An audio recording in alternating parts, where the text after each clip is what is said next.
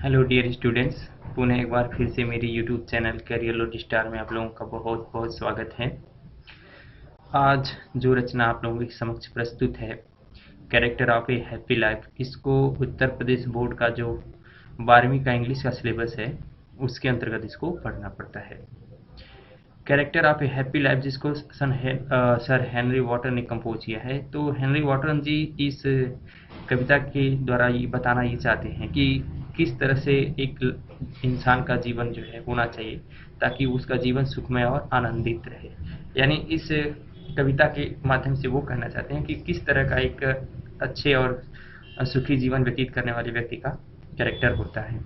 तो देर न करते हुए चलते हैं उनकी इस रचना की ओर और इसका देखते हैं हिंदी अनुवाद। यहाँ पे कब कहते हैं कि how happy is he born or taught that search not another's wait. कहते हैं कि वह व्यक्ति जन्म और शिक्षा पाकर के कितना खुश है जो दूसरे की इच्छाओं का दास नहीं है, जो दूसरे की इच्छाओं का पालन नहीं करता है। वो उसके पास स्वयं की अपनी इच्छा होती है, वो स्वयं के हिसाब से जीवन व्यतीत करता है। Whose armor is his honest thought and the simple truth is utmost skill। और जिसके ईमानदारी के जो विचार होते हैं वही उसके जो है आर्मर्स होते हैं, मतलब उसके कवच होते हैं, और उसके जो साधारण सत्य हैं वही सबसे बड़े उसके गुण होते हैं, सबसे बड़ी उसकी क्वालिटी होती है। आगे की लाइन में कवि कहते हैं कि whose passion is not his master or whose soul is still prepared for death। यहाँ पे कवि कहते हैं कि वो व्यक्ति कितना खुश होता है कि जो पैशन का मास्टर नहीं होता, जिसके पैशन उसके मास्टर नहीं होते, मतलब जो उसके जुनून होते हैं, जो तीव्र इच्छा होती है, वो उसका गुलाम नहीं होता है, मतलब वो अपनी इच्छाओं को काबू में रखता है। whose soul is still prepared for death, और जिसकी आत्मा मृत्यु के लिए हमेशा तैयार रहती है। यानी जो आत्मा होती है वो शरीर को छोड़ने के लिए हमेशा तैयार रहती है, उसे मृत्यु से भय नहीं लगता है, मतलब वो मृत्यु से जो है परे रहता है। Untied unto the word with care of princely love or vulgar breed। वो जो संसार की समस्याएं हैं, जो संसार का परवाह है, उससे वो फ्री रहता है, मतलब उसे सांसारिक चिंताएं उसके पास नहीं होती हैं, और जो ना ही उसे राजा की जो कृपा होती है, जो प्रेम होता है, उसकी फिक्र होती है, और ना ही जो वल्गर ब्रीड, मतलब लोग उसके प्रति लोगों की बेकार की जो बातें होती हैं उसका उसे फिक्र रहता है। मतलब एक जो सुखी व्यक्ति, जो जीवन व्यतीत करने वाला व्यक्ति होता है, वो अपने जो इच्छा होती है, उसकी जो पैशन होता है, जो जुनून होता है, उसको वो काबू में रखता है, और वो हमेशा जो है मृत्यु के लिए तैयार रहता है, मतलब मृत्यु का भय उस पर हावी नहीं होती है, यानी मृत्यु उसके का डर जो होता है उसके चेहरे पे नहीं होती है, और संसार की समस्त चिंताओं से मुक्त रहता है, चाहे वो राजा की कृपा हो, मतलब वो राजा के द्वारा मिलने वाला प्रेम हो या लोगों के द्वारा मिलने वाली आलोचना, उसे किसी बात का फिक्र नहीं होता है। आगे की लाइन में कहते हैं कि who hath his life from rumors feed, whose conscience is his strong retreat।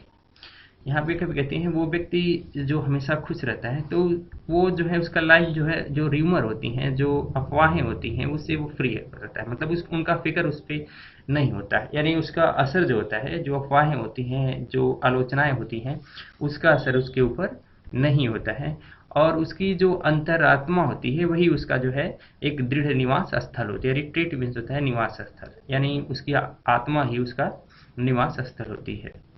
whose state can neither flatters feed nor ruin makes prosper great। और जो जिसकी दशा होती है उस पे जो है फ्लेटर्स जो होते हैं उसका कोई असर नहीं होता, मतलब जो चापलूस होते हैं उसका उस पर कोई असर नहीं होता है, और ना ही उसको उसको हानि पहुंचा करके, मतलब उसको बर्बाद करके, और जो ऑपरेसर होते हैं, मतलब जो अत्याचार करने वाले होते हैं, उनका कुछ भला होता है, और वही ना ही वो ग्रेट हो पाते हैं। मतलब ये कह रहा है कि यहाँ पे लेखक जो है वो कह रहे हैं कि जो अच्छे कैरेक्टर वाले, जो सुखी जीवन व्यतीत करने वाले लोग होते हैं, तो उनका जो लाइफ होता है वो आलोचनाओं से बिल्कुल फ्री होता है, चाहे अफवाहें कुछ भी उड़े तो वो उस पर जो है फिक्र नहीं करते हैं, और खुद अपनी अंतरात्मा की सुनते हैं, और उनका अंतरात्मा ही उनका जो है एक निवास स्थल होता है।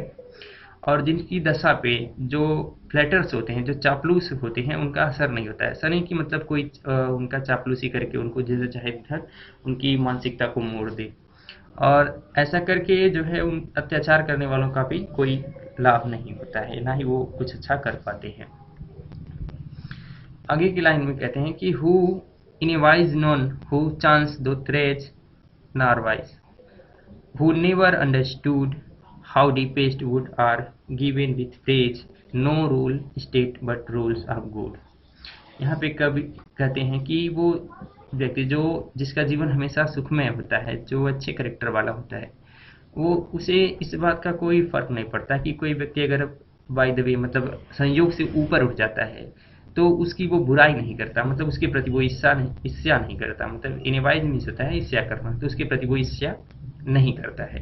हु इज नेवर स्टूड, और जो लोग कभी ये नहीं समझते कि how deepest wound are given with praise, कि प्रशंसा जो होती है वो कितना गहरा घाव कर जाती है, यानी जो चापलूसी होती है वो इंसान के अंदर घाव कर जाती है। आगे करें नो रूल्स स्टेट, भले ही वो जो राज्य होता है उसका, यानी जो वहाँ के राजा हो और राज्य हो, जो सरकार हो, उसके नियमों को मत माने, बट रूल ऑफ गुड, लेकिन जो अच्छाई के नियम होते हैं वो उसका पालन करता है। यानी जो एक सच्चे चरित्र वाला और एक सुखमय जीवन व्यतीत करने वाला होता है, तो कहीं न कहीं कवि कहना ये चाहता है कि जो एक अच्छा जीवन व्यतीत करना चाहता है जो व्यक्ति, उसको चाहिए कि वो लोगों का परवाह न करे। उसे अगर लगता है कि कोई काम सही है तो वो करते रहे, और कोई उसके पीछे क्या कह रहा है, कोई आलोचना कर रहा है, कोई बुराई कर रहा है, तो उस पे वो फोकस न करे। आगे की लाइन में कवि कहते हैं कि who got doth late and early pray, more of his grace than give to lend। यहाँ पे कहते हैं कि वह व्यक्ति जिसका जीवन सुखमय होता है, वो चाहे लेट हो या सवेर हो, मतलब हर सुबह या शाम, ऐसे कह सकते हैं, सुबह शाम वो भगवान का प्रार्थना करता है, मतलब वो लेट सवेर जब भी उसको मौका मिलता है तो वो भगवान का प्रार्थना करता है। More of his grace than give to let, यानी इसलिए नहीं कि उसको कुछ वरदान मिले, कुछ उसको दान मिले या उससे कुछ उसका भला हो, बल्कि वो भगवान की कृपा चाहता है। Who entertain the harmless day with well chosen book or friends, और वो अपने जो उसका दिन होता है, उसका जो मनोरंजन होता है वो अच्छी अच्छी किताबों के साथ, जैसे धर्म ग्रंथ होते हैं, शास्त्र होते हैं, तो इनको वेल चूजन बुक बोला जाता है, तो उनके साथ और अपने अच्छे दोस्तों के साथ अपना जो है पूरा दिन व्यतीत करता है। आगे की लाइन में कहते हैं कि this man is free from survival band of hope to rise or fear to fall. यहाँ पे कहते हैं कि इस प्रकार का जो आदमी होता है, वो जो सर्वाइवल बैंड्स होते हैं, जो दास्ता के बंधन होते हैं, वो उससे मुक्त होता है, ना ही उसे ऊपर उठने का उम्मीद होता है कोई, और ना ही नीचे गिरने का कोई भय होता है। Lord of himself thought not lands, तो सॉरी, लॉर्ड ऑफ हिमसेल्फ, दो यहाँ पे दो है, ये गलती से थॉट लिखा गया, दो not of lands and having nothing ही है थॉट। ये पे कह रहे हैं कि वो व्यक्ति जो एक अच्छा जीवन व्यतीत करता है, सुखमय जीवन व्यतीत करता है, उसके पास भले वो भूमि ना हो, वो किसी बड़ी भूमि का मालिक ना हो, लेकिन वह स्वयं का मालिक होता है, यानी उस पर किसी का जो है मर्जी नहीं चलती, वह स्वयं अपनी मर्जी का मालिक होता है, उसके पास खुद का वो मार्ग होता है, खुद का विचार होता है, और उसके पास कुछ न होते हुए भी सब कुछ होता है। तो दोस्तों, ये रहा character of life, happy life का हिंदी अनुवाद। तो इस पोएम के थ्रू जो है कवि कहीं न कहीं हमको ये बताना चाहता है कि एक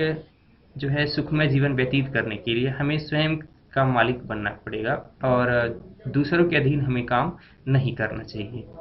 यानी जो भी हम निर्णय लेते हैं उस पे खुद का वो होना चाहिए, ना कि हम दूसरों के हिसाब से अपने जीवन को व्यतीत करें। हमें मवेशियों की भांति नहीं रहना चाहिए कि जिस तरह से मवेशी होते हैं, उनको डंडा मार के कोई भी इधर-उधर लेके जाता है, तो वो दास्ता का जीवन व्यतीत करते हैं। लेकिन एक अच्छा जीवन या सुखमय जीवन व्यतीत करने के लिए हमें खुद के हिसाब से अपने जीवन को नियंत्रित करना चाहिए, न कि दूसरों के हिसाब से हमें चलना चाहिए। तो मिलते हैं एक अगले वीडियो में एक और नई रचना के साथ। तब तक के लिए बाय बाय।